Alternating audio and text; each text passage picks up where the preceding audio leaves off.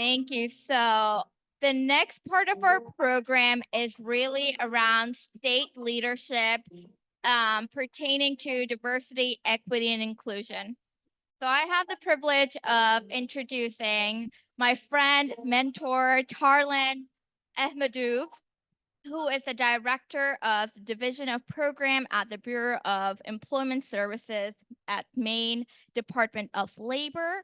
In his role as the director of Division of Programs, he administers statewide programming pertaining to employment and training.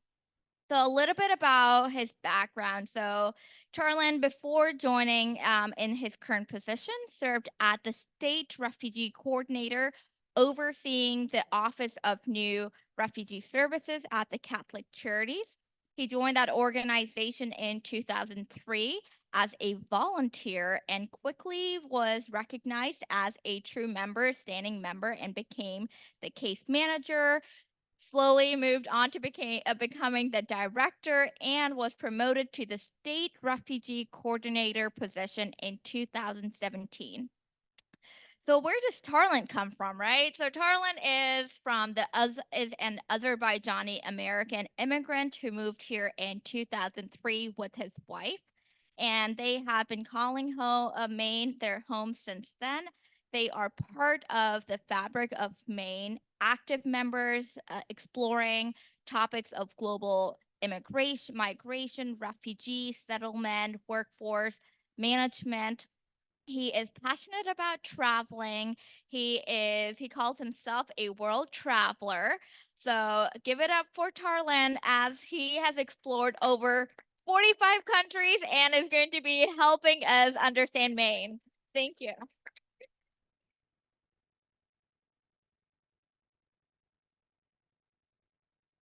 Thank you, Karam. Everybody, okay. Good morning and welcome everyone.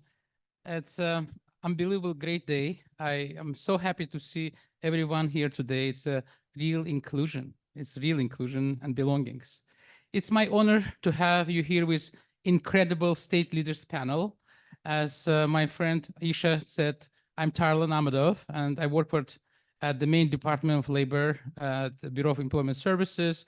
In my role, I have the privilege to administer several statewide employment and training services and programs. I'm excited to delve into today's discussion on diversity, equity, and inclusion, and explore how we can further enhance our efforts in making Maine a welcoming and supportive environment for all. Let's have an amazing dialogue with our exceptional panelists. So before we kind of discuss with everyone, I will be introducing our panelists one by one, and it's really my privilege. So here next to me, Kerem Durdağ is the CEO at GWI and the founder and managing partner at the Indus Fund, a community-supported microloan program for immigrant communities in Maine. He's from a Turkish background and was born and raised in Pakistan. Kerem enjoys running and is an incredible storyteller. Kerem is also a board of trustee member of the Maine College of Art and Design. The next to him, Dr. Malik Peter Khoury is the 11th president and CEO of Unity Environmental University. He is a seasoned executive leader and academic administrator with a passion of innovative, sustainable education. Born and raised in West Africa and educated in the United States, his firsthand experience with how education can change lives inspired him to dedicate his career for improving the accessibility, flexibility, and affordability of higher education. Under his leadership, Unity Environmental University has become the fastest growing university in Maine. Next to him is Gia Drew, she, her, is the executive director at Equality Maine, whose mission is to protect and advance full equality for lesbian, gay, bisexual, transgender, and queer Mainers by creating an inclusive and intersectional movement through political action, community building, education, engagement, and collaboration. Gia has been with Equality Maine since starting as a volunteer on the 2012. Marriage Equality Campaign. She serves on multiple committees and boards, including on the Maine Advisory Board to the U.S. Commission on Civil Rights, Maine Care Advisory Committee, a trustee of Maine Health Access Foundation, and the board chair of Equality Federation, a leading national LGBTQ plus organization. Born and raised in the Boston area, Gia was previously high school teacher and coach for 20 years and has called Maine home for nearly 25 years. Next to her is Julia Trujillo Luengo, is a director of strategic planning management at the Maine Community College System, as she served in a number of the important roles in state and municipal government, including the State of Maine Economic Development Plan Implementation Director, as the Director of Office Economic Opportunity at the City of Portland, and the State of Maine's Director of Office of Multicultural Affairs. Julie is also a member of the Inclusion Maine Conference Steering Committee, and today Julie is speaking about the critical role of diversity, equity, inclusion, and belonging in Maine. Next to her is Lisa Jones, is the founder and chief executive officer of Black Travel Maine. The mission Black Travel Maine is to expose Black and multi-ethnic travelers and organization to the cultural beauty, richness, and delightfully friendly people of the gorgeous state of Maine. Lisa also founded the proprietary booking engine Worldwide Group Travel and Events in 2006.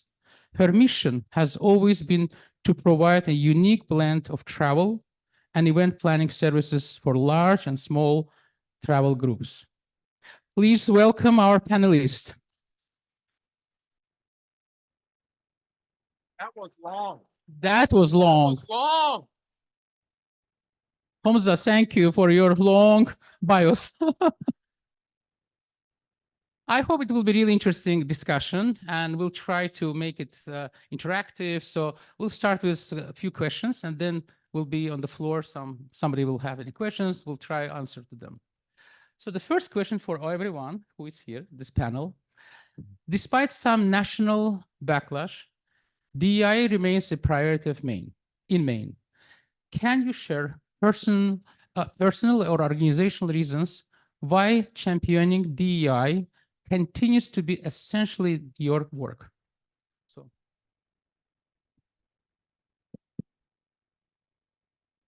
I just want to open by saying that the T20 World Championship Cricket Tournament is actually going to be held in the United States.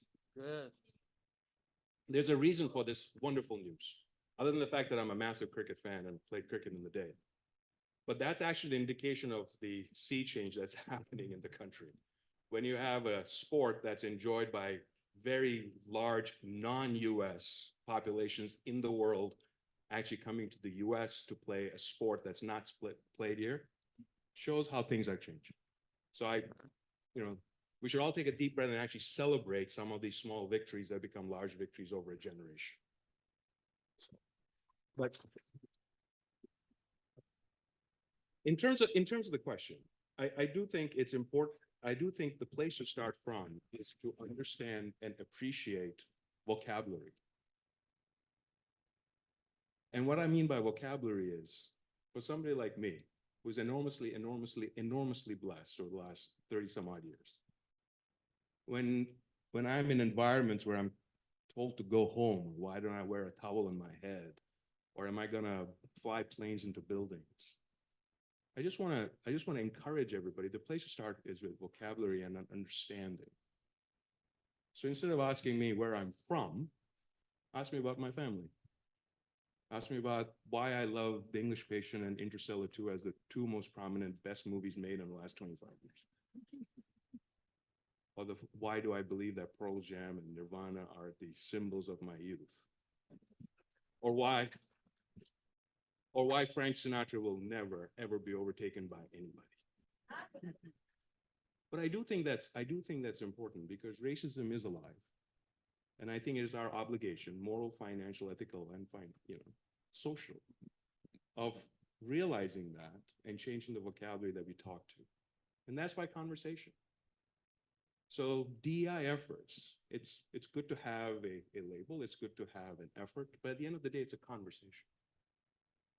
You, all of you, it's wonderful to see this. And before we need to congratulate Hamza, because 4 or 5 years ago, there were only 30 people in this room. Now look at this, right? All of you are here not just because you are believers in DEI. There's something inside you. Your influencers, your hirers, your employees, employers, you want to enable change because you believe in the social contract. And the social contract is frankly to give shit about each other. And I know I'm dropping a bunch of 4-letter words over here. But at the end of the day, it's because of your passion. That's why you're here. So if we are to have a conversation, that conversation means to engage. That conversation means to lower the fear level that this culture in Maine has. And it is fear, by the way. It's not irrational, but it's psychological. And I do feel that it needs to be intentional about addressing it. If there's 1.3 million people in Maine, over the next 20, 30, 40, 50, 60 years, that will grow to be 2 million plus. The significant majority of 2 million plus at that point is going to be different than what it was in the last 200 years. The immigrant population is the most positive birth rate population growth indicator. The Caucasian population is at a negative birth rate. I'm not suggesting that's good, bad, or indifferent. I'm just suggesting demographic roles, demographic data is unassailable. The face of Maine is going to change. And if we're to be a place where the society is knit together and we're not tearing each other apart, and we shouldn't, and we wouldn't, and we will not, it means that you have to lean in, which is what you're doing by being here and having conversation. And it means to confront. It means to engage. It means to be patient. This is a marathon. There's no sprints. We will not tire, but you're going to get frustrated. And over the course of this panel discussion, you'll come away with tips, tricks, tools, techniques. But at the end of the day, it is your commitment to doing something that is very, very human, which is to care, which is to understand and to empathize.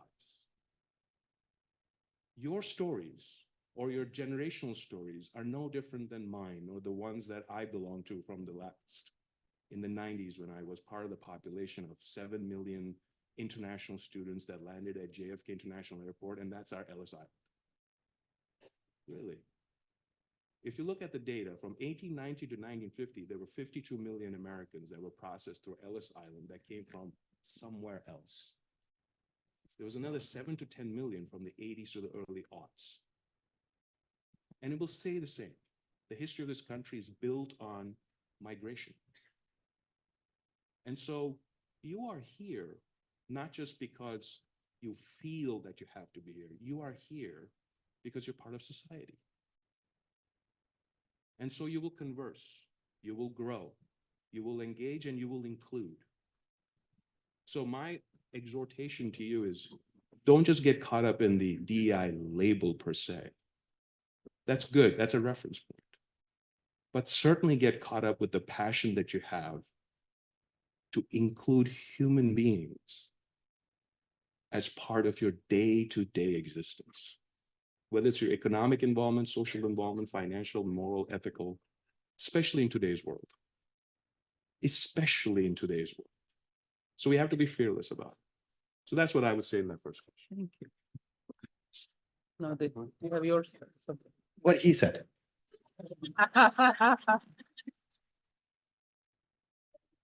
I can't add too much to that except to say that the vehicle that I think that we can provide the kind of cultural competency and the kind of access and the kind of inclusivity that is necessary for Maine and as a global society is education.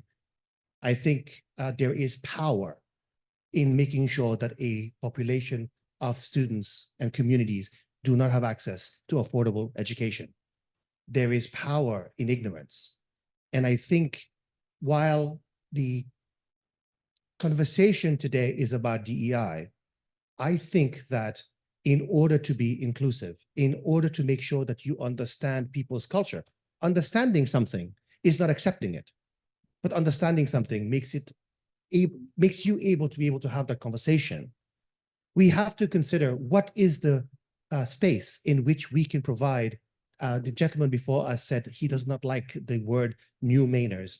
I think some folks consider that anybody who did not come in the Mayflower. And I'm reminded of that every time I'm at a dinner party. We have to really start to think about what is the vehicle in which we can be inclusive.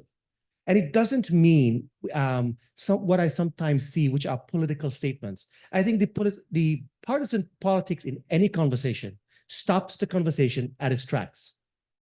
I used to have a faculty member who used to say to me, if computers were politicized back in the 70s, right? Today we would be, are you with us or are you with them in an iPhone?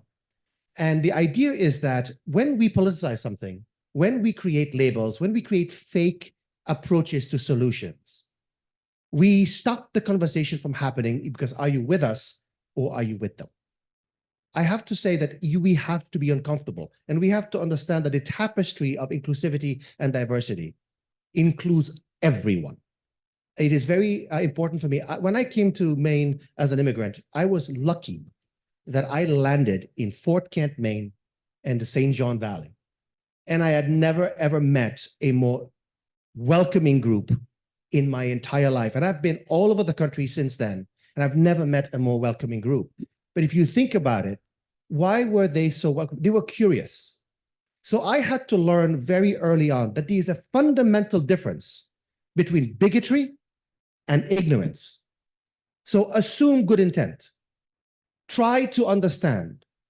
You don't have to accept every other culture's ways, but you have to live and let live. And because we're here today in Inclusion Maine also about DEI in the workplace, don't try to be a workplace that is completely acceptable to everything. Create a culture where people can be who they are at home, but there is a standard of living, a standard of professionalism, a standard of acceptance within the workplace that everyone has a place.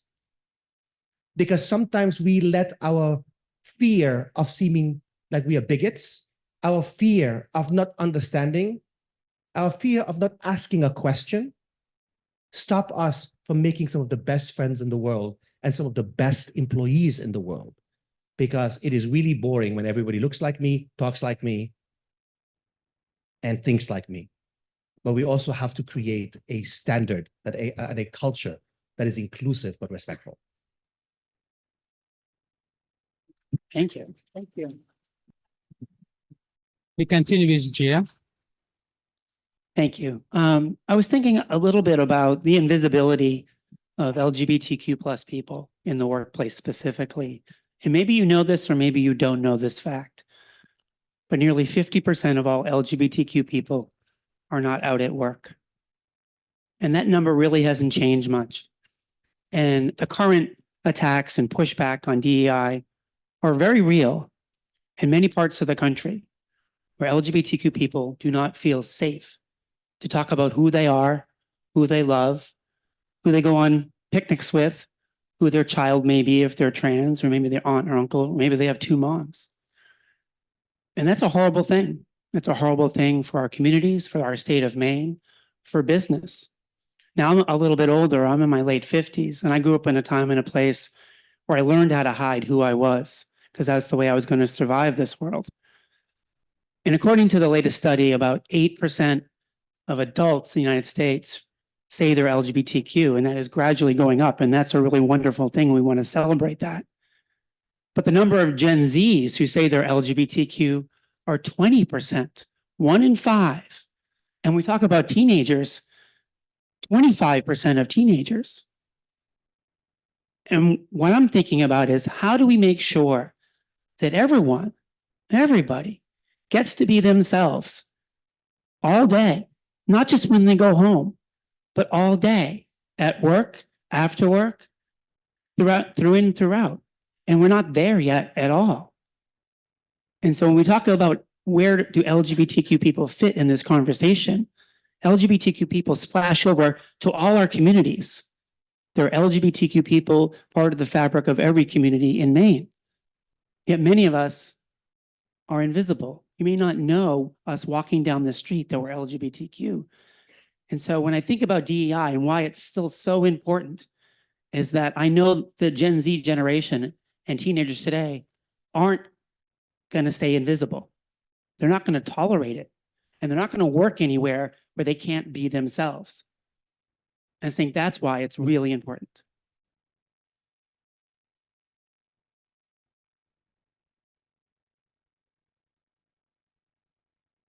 Well, next time, I'm not sitting fourth in line. That's, It's all Kerem's. I, She took over. I think for me, as I sort of shared it a little bit last night, this whole diversity and inclusion piece is not, it's not a Maine only thing. Yes, we are the whitest state in the nation, but this is sort of a national race to get the people that we want and we call neighbors to continue to increase. So for me, I sometimes grow frustrated because I think, you know, we have had neighbors for many, many years here that we still don't get together for lunch. We don't know where they pray. We don't know who they call home. And for me, when we are having these sort of conversations, is almost solely around talent. And for me, it's more about what are the opportunities that we all have. We're all influencers in one way or another to try to create community together. That's why sometimes I struggle with the concept of welcoming, because to me is sort of a few of us welcoming another set of people into our space. And that speaks to a level of sort of privilege. I am a big proponent of belonging work because it shifts the narrative, it shifts the work to kind of creating spaces that we all build together. So it's not about a few of us asking others to come into my space, but how do we build a wider whole together? And how you do that. And I tried to explain last night, you know, kind of the concept of a constellation. If you are in an organization or you're in community, what are people's stories? What are people's hopes? What are people's dreams to kind of create that roadmap and allow people to self-identify and present themselves for who they are? And I'll just offer a quick example. When I worked at the city of Portland, we decided to start belonging tables and asking different employees, how do you belong here? How you not? There was not an agenda. And the information and the dialogue that occurred, I remember one person specifically that started to cry and said, you know, I'm tired that every Monday when I come to work, people ask me, how did you spend your weekend with your wife? And he had to correct over and over, well, my husband and I went to New York for the weekend. So it's those micro moments that have a huge transformative effect that we don't always pay enough attention to. And I think that's what requires our uncomfortable work, because I think that everyone here is here because they believe in DEI and belonging. But as we say in Spanish, you know, a lot of what happens is balones fuera, meaning that, you know, I'm a big soccer fan. Kerem brought the sports into the conversation. Messi was just here this past weekend, and I was lucky to go see him. But balones fuera in Spanish means, you know, just kick the ball out. So when something becomes uncomfortable, something that I don't really want to do, they're like, well, that's the state's problem, or that is because so-and-so's not doing.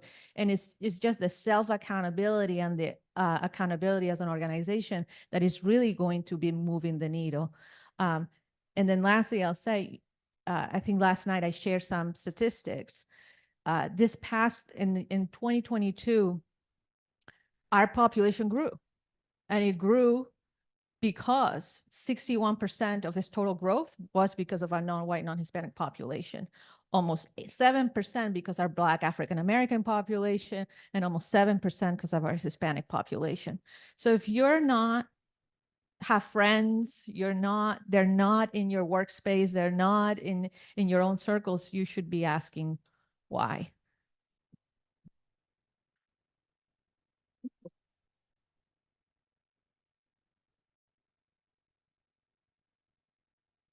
Good afternoon. I pretty much want to start by sharing my experience of how I discovered Maine. I'd been in the travel business for over 25 years. I've had the privilege of being able to travel the world. COVID-19 shut everything down, and I was invited by a friend to visit Maine. And I thought to myself, Maine? All I knew about Maine, having been in the travel business for 30 years, 20 something years at that point, was lobster. And that it's old, it's cold, and it's white. Why would I want to go there? And I got to Waterville and I was blown away. Number one, I was blown away by how beautiful Maine was. But number two, I was blown away by how friendly and how welcoming the people were to me. That's a fact. I lived on the North Shore of Long Island. I don't know, 16 years. I don't know how many people know about the North Shore of Long Island. I raised my daughter in a community where we weren't always welcomed. My daughter was told, I can't play with you because you're brown. We got to Old Orchard Beach and the kids were running up to her and playing with her. She's like, Mom, she's 12 at the time. Mom, they're friendly. They smile at me. You know what that did for me as a mom? That's why I'm here. That's why I started Black Travel Maine.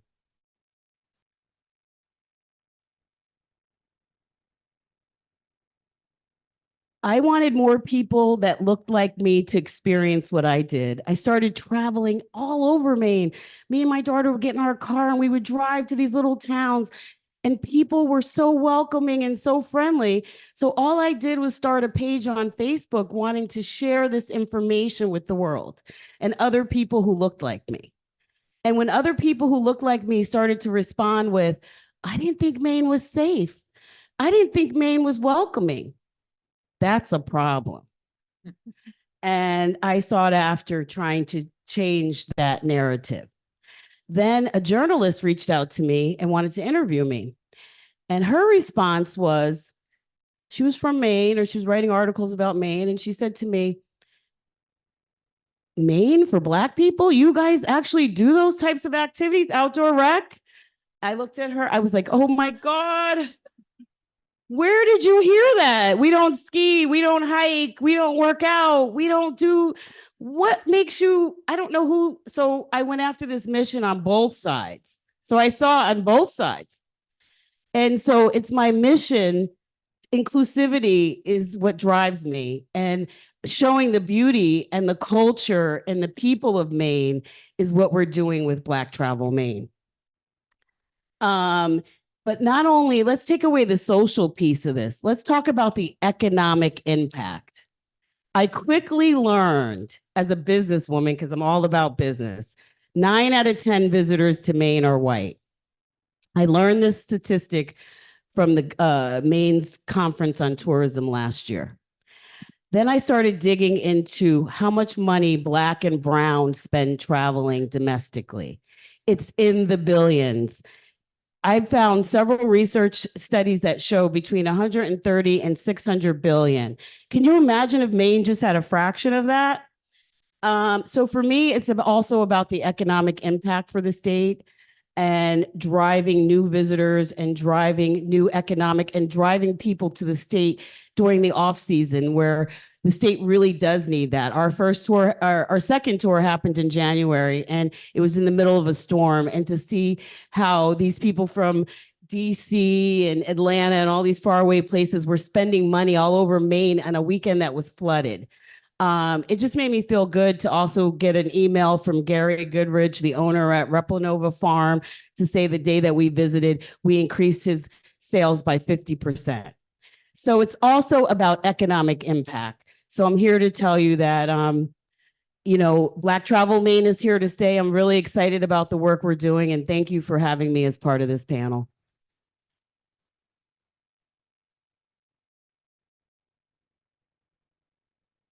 Thank you. Thank you. It's a beautiful start.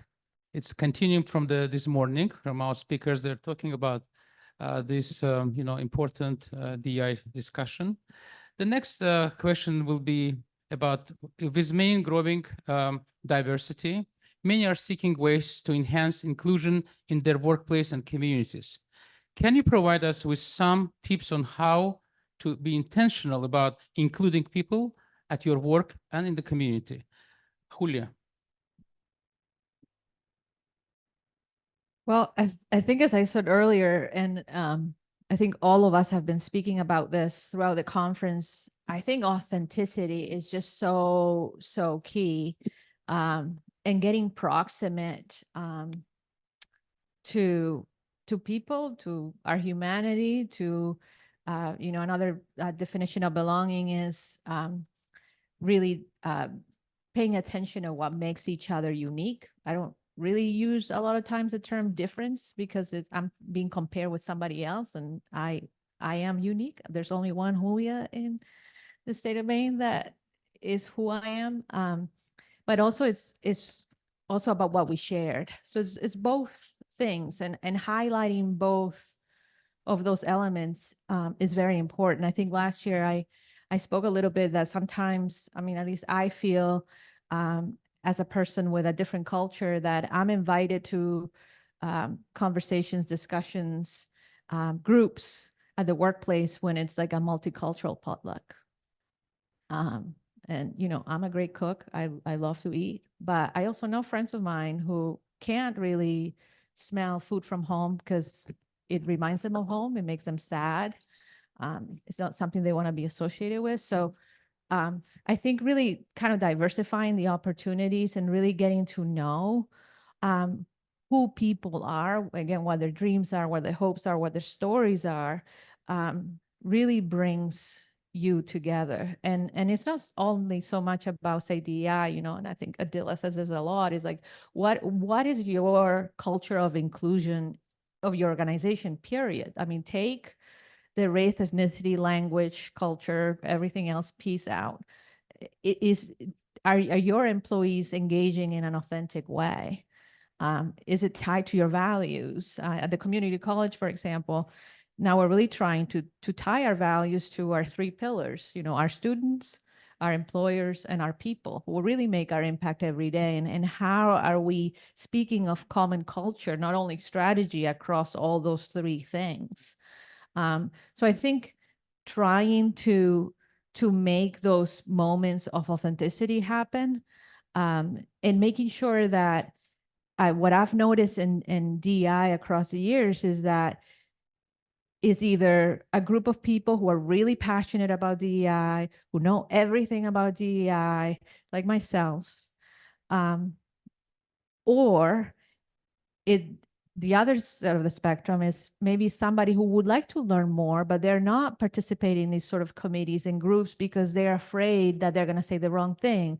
They're not as, so I've struggled throughout these years because DEI, I think, hasn't always been open enough. And it's been exclusion, kind of excluding folks rather than inviting everyone to the table. So creating these spaces to make sure that we are all part of that conversation is critical in order to move the needle. Gia, would you like to give some? Sure. Some of the things that have happened more recently across the country and the attacks on LGBTQ plus people, I know for us at Equality Maine, we depend on financial support from different sectors, whether it's grants or whether it's donations, but we have a real large pool of business partners and corporate donors. And maybe you all know, you've seen this most recently where some of our larger corporate partners become really shy about being partnered with LGBTQ rights and organizations. You've seen that with Bud Light and with Target. And we've seen that here in Maine with some of our corporate partners backing away from supporting LGBTQ plus initiatives and things like that. And that's really sad, because I think they've politicized it in a way that has taken it away from the humanity of people who are part of the communities and cultures of Maine. And those have been really hard conversations we've had to have with business owners across the state of Maine, and sort of to break that down, that being LGBTQ, isn't weird. Maybe it's a little weird because I'm weird, but Right. You know, the idea of love and commitment is love and commitment, whether you're LGBTQ or not. Right. The idea of being a woman is the same thing, whether you're a trans woman or not a trans woman, you're still a woman. And I think these ideas and these conversations people have been afraid to talk about in the workplace because, oh, it's sexual, we can't talk about it, or it's trans, we can't talk about it. And I think we need folks and our allies to be willing to have these conversations at the workplace to move that a little bit further. But what I also know is many in the LGBTQ plus community who are looking for jobs and work investigate thoroughly. And they're going to look through all your stuff online and all your social media to see signs that you are welcoming and inclusive of LGBTQ plus people. And that could be simple things like making sure your applications have a chosen name and a legal name option, you know, or you don't have dated things around, you know, prefixes or like Mr. and Ms., and you don't have something like MX instead. And making sure there's places for folks to share their pronouns should they want to. And so I think there are practical, really tangible, small things that folks can do to show they're being inclusive and trying to be inclusive. But I also think there are conversations that need to be had to break down those barriers that are preventing our organizations and businesses for truly being welcoming and inclusive. Thank you so very much. So we'll move to another topics kind of. It's about the hiring diversity, which means broadening your talent pool, which does not mean that you have to lower your hiring standards, but including as many people as you can in your talent pools. So now the question for our panelists. Can you please talk about what has worked for you in finding candidates in Maine and finding ways to retain them? So it will be, we can start with Kerem.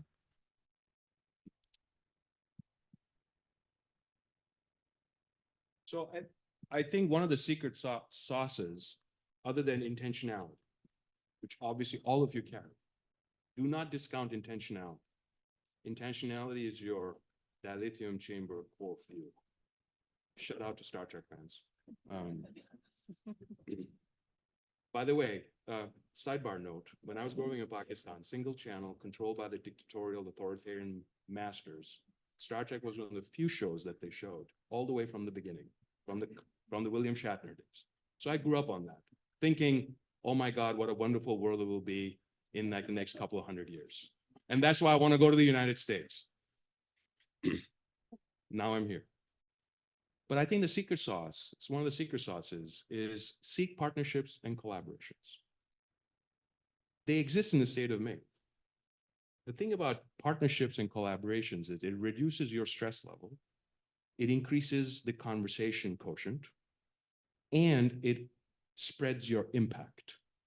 Because in collaboration and conversation and in partnerships, it's a sought goal together. And so when you have that, you increase your network. When you increase your network, you get to be in spaces where you wouldn't otherwise. So when it comes to talent development, there is no secret sauce. There is no magic button that you can hit. One of my favorite things is when people say, like my colleagues, whether it's in the GWI world, so we build fiber optic networks in all 3 states, and in the Indus Fund, we collaborate with Seaport to provide microloans to immigrant business owners. Sidebar note, the reason why we do that is because immigrant business owners get slapped with 15 to 20% interest rate. Long conversation at some point, but so we're trying to redress that, which is what you're doing by doing collaborations and partnerships.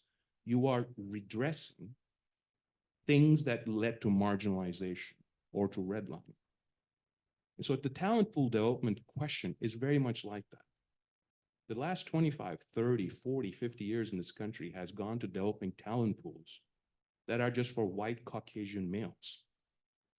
Forget women in the rural areas, forget immigrants, BIPOC communities, LGBT communities.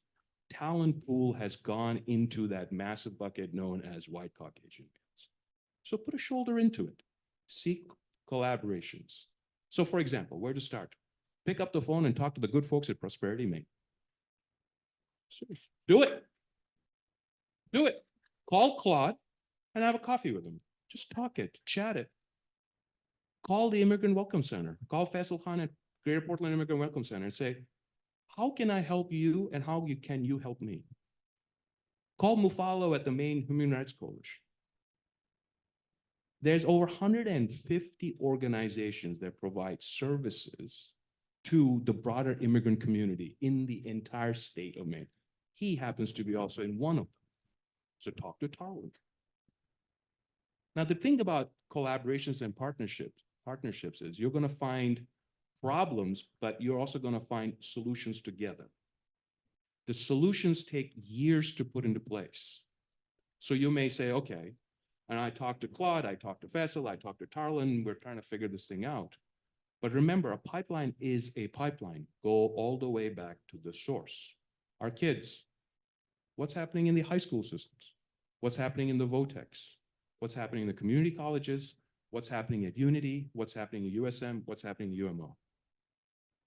Talk to the people over there and say to them, hey, you have a bunch of second generation Somali, Eritrean, Ethiopian, Sudanese, Iraqi kids coming through. What's happening to them? How are they getting mentored? How are they getting inspired? How are they learning? How are they seeing examples of Julia, who, by the way, Messi is great. Messi is great.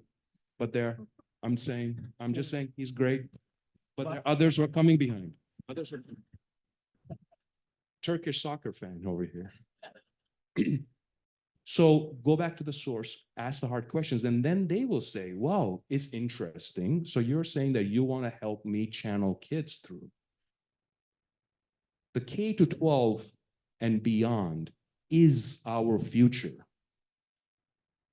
Other than the ingress of population coming through immigrants from beyond the borders of the United States and within the borders of the United States. That is the population. That is the fountainhead.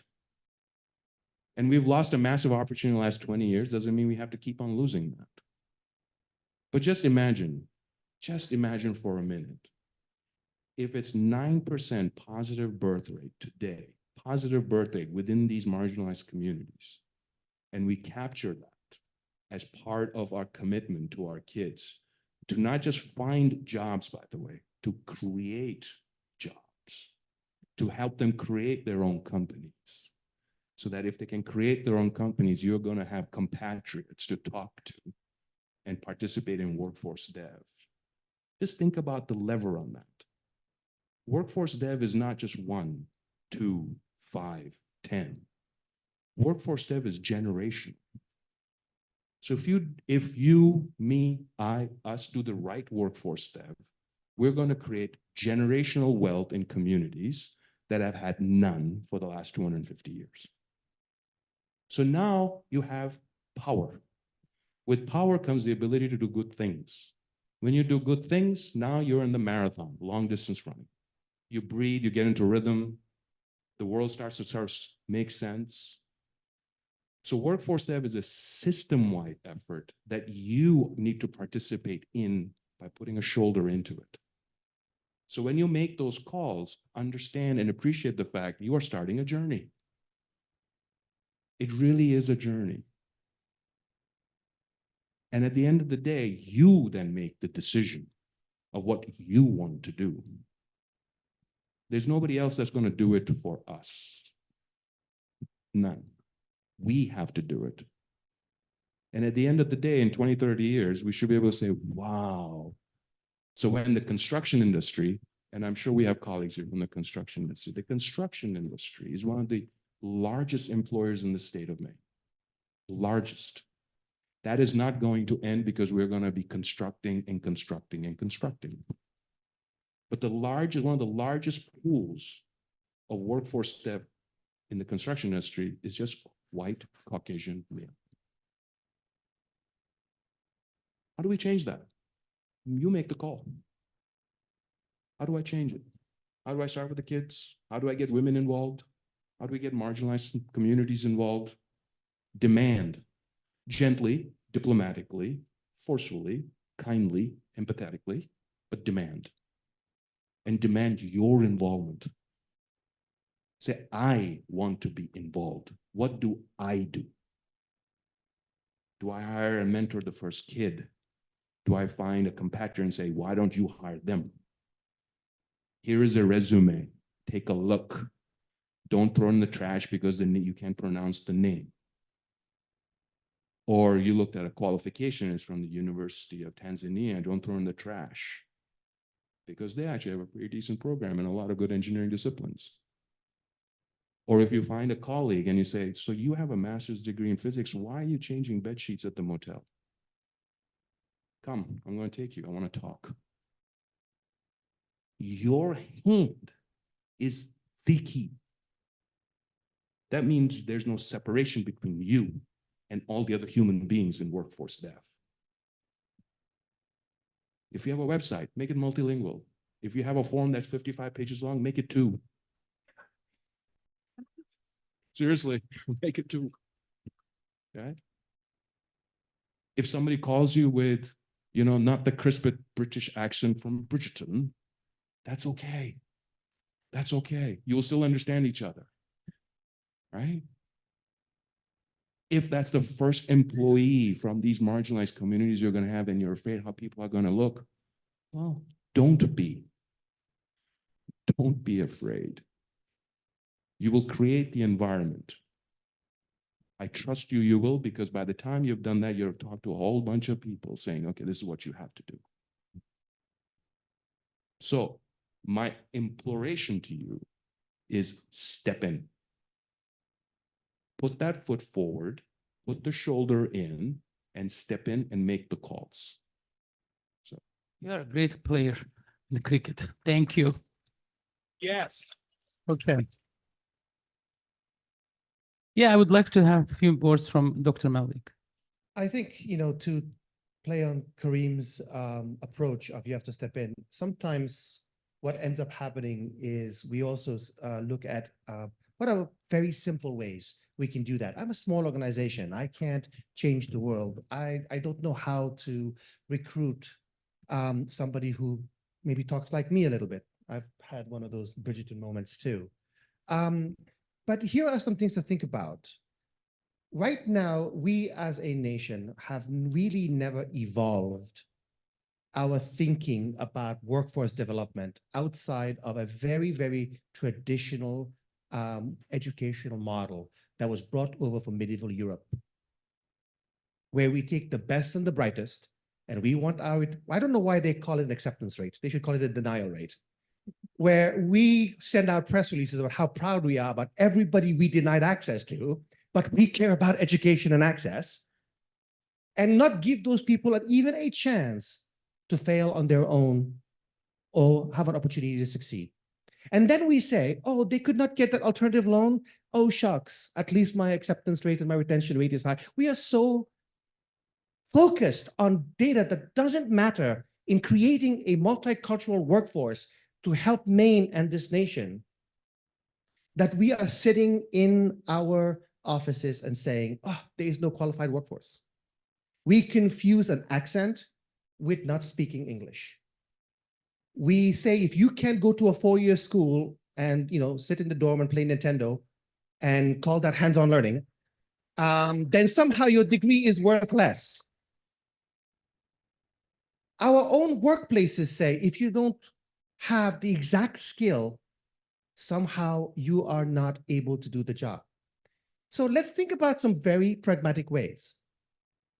How can we make a younger generation that cannot afford alternative loans, the third daughter of an Arab family who can't leave the home and go to Ohio and get that education? How do we get her engaged in her local community, in her economy, in her environment, and say, you will earn and learn? And we as employers will figure out a way to create differentiated work work opportunities in the workplace, internships. Why are all internships in the summer? Actually, there are many internships that are not in the summer. You don't believe me? Ask my people, they're here too. But nobody thinks that way because you go to school in the fall, you go to school in the spring, and you do your internship in the summer. Why do we not have winter internships or spring internships? Why not bring in an uneducated workforce and partner with your local university or college or community college and say, train them for us. while they are working with us, and while some of them will go somewhere else, many will have an opportunity. Job shadowing. We need to change the idea that getting an educated and a skilled workforce means going away from home for 4 years, waiting for 4 years, then graduating, then applying for a job, and then especially the bigger companies having to spend 8 more months reorienting them because they don't know how to work in your industry. What if they started with you? Think about the hospitality industry. Think about the construction industry. Chimbro is an excellent example. They've almost given up on traditional education and started one of the best technical centers in Pittsfield, Maine, where getting a certificate from them is as good as getting one from a school. But it's not accredited. The federal government doesn't fund it because, it's unaccredited. By the way, I'm in education. I'm not saying don't get educated. I'm saying for those who can afford the bucolic, I'm going to work with the president that walks his dog and has $100,000, hairstyle, great. But for the rest of us, 99%, how can we create a partnership between the community, the university, and the government to make sure that we provide workforce opportunities in internships, job shadowing? We at Unity Environmental University, for example, how we hire had to change. Because do you know how many search committees will tell you that that person will not take this job? How many of you have ever experienced that? We say they won't take this, offer it to them. Let them say no. Be inclusive. We actually, my director of talent acquisition, is it every month or every week we bring the group into Unity? Once a month. We bring 15 to 20 people and say, you're going to work with all of our supervisors, look at all the different jobs that we have, see if you like it, and if you do, we will train you. Because we need a workforce. You can do that in your organization. You can partner with the community college system. You can partner with your local college. If they are not building curriculum that first of all teaches them how to be decent human beings, culturally competent, critical thinkers, but also supporting your industry, then they are in the 18th century and they should go back to the monastery. So you can build the workforce. You just have to change the way you think. Start with your CEO and HR department about how they hire. Look at the closest college to you. Look at the communities that Kareem talked about, which by the way means kindness. Is that correct? Kareem, kind? Yeah. Gift of God. So there you go. Appropriate. And really think about, what are you looking for? Apprenticeships, internships, job shadowing, changing the simple application to, do you want to work here? This is how we work. I think you will see Maine blossom because we have some of the most beautiful, to use your point, scenery. We have the ocean. We have the northern Maine woods. We've got tourism. We've got natural resources. We've got some of the best colleges and universities in this nation. What we just need to do is change the model and say, you are welcome. We will meet you where you are. We will train you. We will educate you. We will support you. We will fund you. We will help you build community. And it is okay to be different. I know I used the word a little bit. It is okay to be different because you are unique. So that's what I would do. Go back to work today and say, are we inadvertently shutting down talent because we are afraid to hire something we don't know and something we don't understand? Thank you so very much.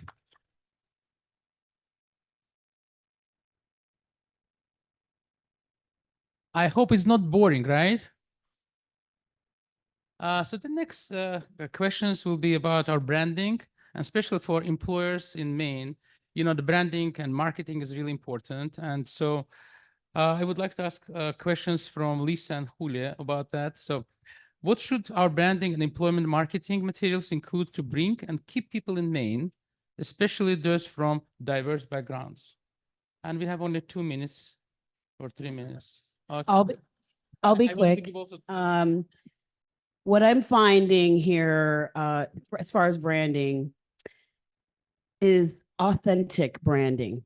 not fake staged photo shoots. I just think what I'm seeing a lot when I'm looking at the branding, it needs to look like a place that people would want to work at, feel welcomed at. And I think that that is a big issue for Maine is content. But the other issue that I'm experiencing is if you have a budget to market, for employees, spend it marketing outside of just the people who look like you. I think if I could have money for every time someone tells me they can't find a person of color to fit that job description, and I would tell you that that's wrong. I can give you, if you're looking for people to fill jobs, let me know, because there are people, because I hear that a lot. I don't know if you all hear that they cannot find a Black person. I can think of, my corporate job. I was 20 years with a large corporate company, and I was very successful at increasing sales by 100%. And when they went to replace me, they were trying to replace me with another person that looked like me because I was very successful in the role. And they kept coming back saying we can't find that person. And I just think that people aren't always looking in the right positions. There's something called the historically Black colleges and universities.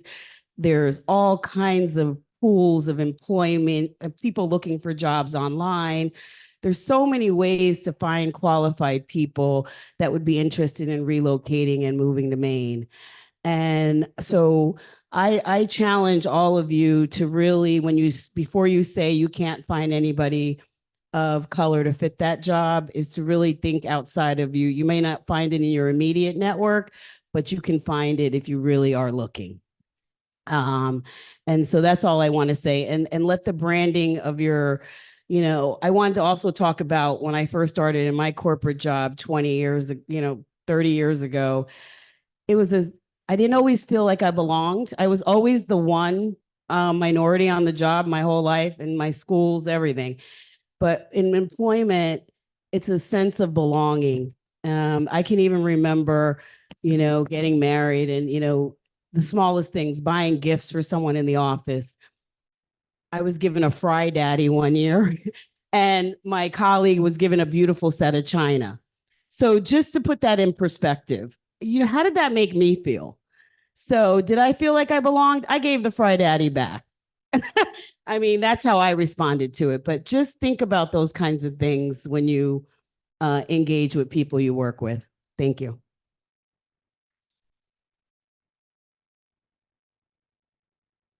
I'll do this in 1 minute. I think 2 minutes, 2 minutes. 2 minutes? Okay.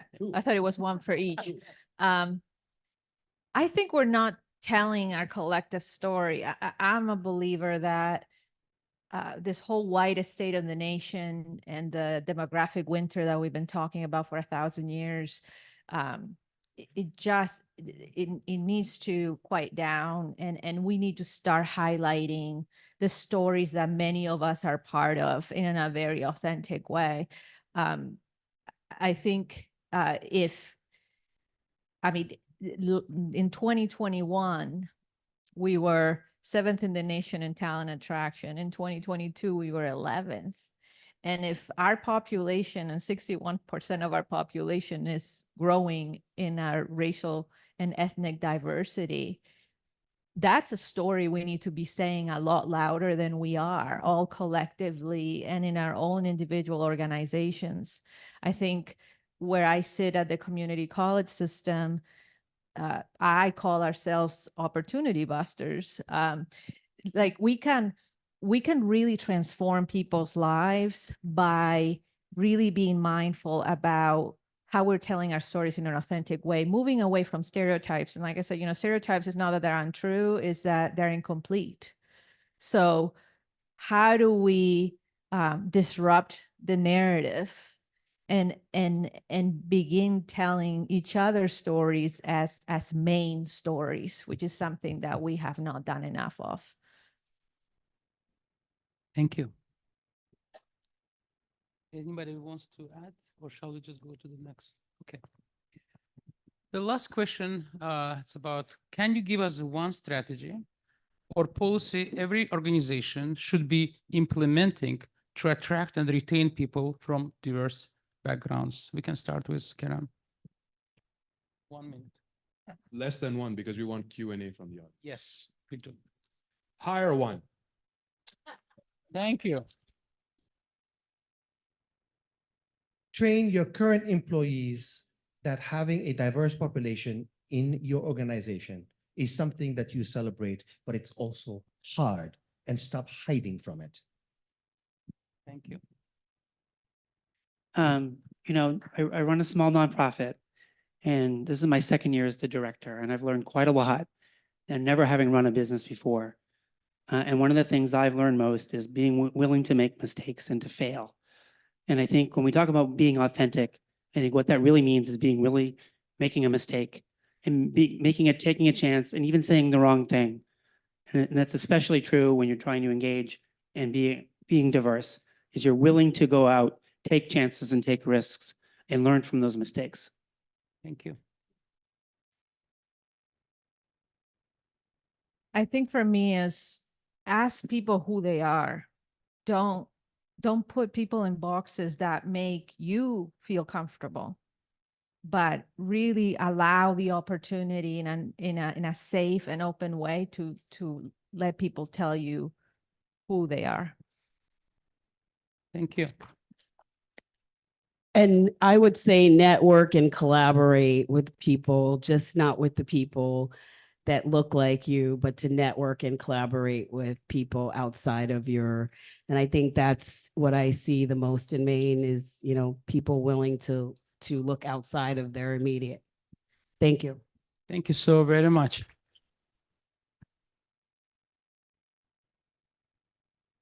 You know, when I came here to Maine 21 years ago, one was really important for me, things I learned, how to collaborate, how to work together. And this is really great place to learn about it.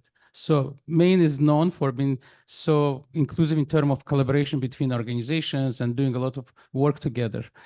I just wanted to add something I forgot when we were talking about branding and you know, how we can marketing. Recently, Maine Department of Labor, we kind of hire a marketing company, and they created a new page on Maine apprenticeship program. It's really great. We had some funding for doing this, but I would like to encourage every one of you to just visit Maine Department of Labor and see this page. And it's really, really diverse, really a lot of information, and it's really inclusive. So that's really great. And now we're going to come to you guys. If someone has any questions, please raise your hands and we can go from there. Anyone? Don't be afraid. In the back? Oh, okay. I think so. As we talk about diversity, equity, inclusion, I've noticed recently in discussions of forums of workforce development, there's been a dearth of conversation around ageism in particular. And as we move towards longer life cycles, 100+ demographics, how are you thinking about the conversation and inclusion around the older workforce as well here in the state of Maine? Who would like to answer? Yes. There is a whole community nationwide of folks who thought they were going to retire, who are looking for work. And what a better time to make your organization be age-friendly in that way, because the gig economy is here. Technology is here. They might not want the full-time 9-to-5, 40-hour week job, but a lot of folks are looking for work part-time. They want to contribute. They want to mentor. They want to do anything from data entry to help your organization grow.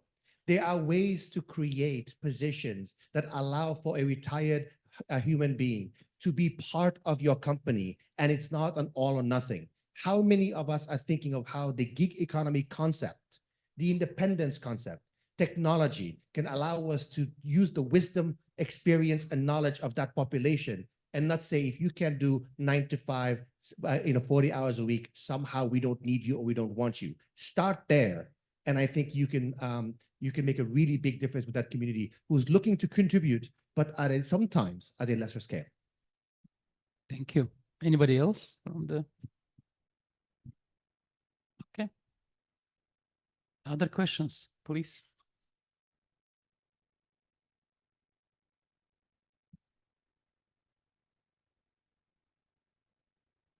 We'll start from there and we'll go there. Hi. I'll pass it to you in just a second. Sorry.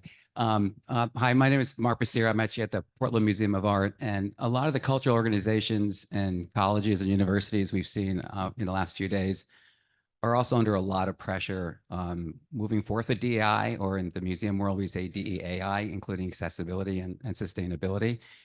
But these organizations like the PMA are under a lot of pressure to not continue some of the DEI work. And I really want, looking to you all, and I've worked with Gia and with Julia up on the stage before with our organization, thank you. But these organizations are looking for support to continue the work, and they're getting a lot of pressure, pushback, and I would say this anti-woke environment. And we're full speed ahead, but it is a challenge to the organization, and it's a tough situation. How, I don't even know the question really, but how do you help some of these organizations that are doing the work and they're getting so much pushback and they want to continue, but they're looking for support? I'm not looking for a pat on the back or, you know, an alliance to enable this organization or to be extractive or exploitive, but there are organizations really doing the work out there, and they have a tough headwinds out there. Sorry, long question. Thank you. I would Yeah. like to take that one. Okay. I think you have to push back. I think you have to say no. And I think you have to surround yourself with people who help you say no. I'm personally involved with a bunch of initiatives. So this anti-Semitism, Islamophobia, the college situation is deeply personal to me. Deeply personal. But the way to deal with that pressure is to articulate a position that is inclusive of nuance and complexity. The way we communicate these days is in sound bites. It's us versus them. It's a zero-sum game. Well, that's why how it comes across us. Our responsibility as participants in human society, as influencers, leaders, community members, is to say no. Instead of giving me 30 seconds to explain my position, I need 5 minutes. If you're giving me 5, I need 10. And oh, by the way, I need you to shut your phone off. I need you to shut everything off and just talk to me. And can we have a conversation?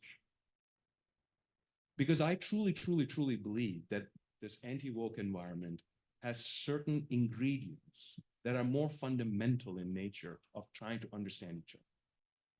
Whether there's a feeling of disenfranchisement, whether there's a feeling of mistrust, whether there's a feeling of not being validated, whether it's a feeling of, you know, why are they doing this? The only way that I am aware of how to deal with that is to say, can we just talk? And here is my context for what I believe in. And I'm open to understanding what your context is. And oh, by the way, at the end of the day, can we arrive to a common ground? And it's okay to compromise. I think that environment has to be created by all of us. And it's not the talking heads of the world. It's not the talking heads that surround us, because the talking heads feed off of simplicity. And the questions and the challenges we're dealing are not simple. But the implications of the decisions we make today for the next year, 5, 10, 15 are enormous. So can we just take a breath? Can we just sit down quietly in a quiet space and just talk? So for those pressures that are coming in and say, you have to do this, and I'm not going to give you money because of, you have to make a choice. Oh, by the way, I need you to do this. I need you to dox the kids. I need you to do this. You say no. No, no, no, no, no, no, no. Can we talk? And what is the shared value that we are all trying to get to, which is not a question of us and them, me or you. It's not a zero-sum game. It's a question of us. So how much committed are you to us? And as Batman in the movie, you know, as As Arthur once said, there are some people that want to burn the world down, sir. There are some. You disengage, you move on and go to the places where there's light.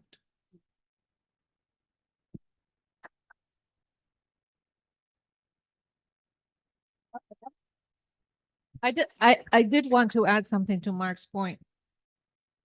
Part of the answer is here. We're all allies in this. Mark has expressed something from an organizational level, but this is something that we feel every day. That we feel like we are in the trenches fighting against this enormous tsunami that we are exhausted. We are hurt. And we don't have a lot of people who surround us. It is painful to my daughter that she has two last names, Brown Trujillo. She has to drop her second last name because she's tired of people mispronouncing it. That's painful to me. It's painful to her. So at a micro level, we're all living that every day at work, at home, in community. So for Mark, I think it is our duty, if we're all here in Inclusion Maine, to support those of us when we are in the trenches, in the uncomfortable moment. Thank you very much. Yes, I know. There is a question. Yep. One last question. We are on our DEI journey, just like everybody in this room, and we are always looking for resources to help us on that journey and to educate our staff. So do any of you go out and ever do lunch and learns at a business organization to help share and spread this education and knowledge with entire companies, not just people that might be able to come to a conference like this? Lisa? Absolutely. Which brings me to the new arm of our business, which is Black travel marketing. I see such a need here for education and training. So if there's anyone interested, I'm more than happy to help. I believe in it. I'm passionate about it, and I can really help you if you really want to make inroads in that. So thank you. Thank you. We definitely have a robust education department at Equality Maine and work with really small businesses, state government, and universities. So please look us up. Kerem, do you want to say? Google us, Good. contact us. And Happy to do whatever we can. I'll say that at heart, I'm a public servant and a servant leader. So anything that is to make Maine move forward, you can call me in. So. Yeah, thank you. We have many educators here in this, topic. For example, our Honorable State Representative Deka, she's doing this, Deka Dalak. She provides a lot of education in these topics. We have many organizations doing this, and I'm really happy that we are very strong in this. So, but we need to do more and more.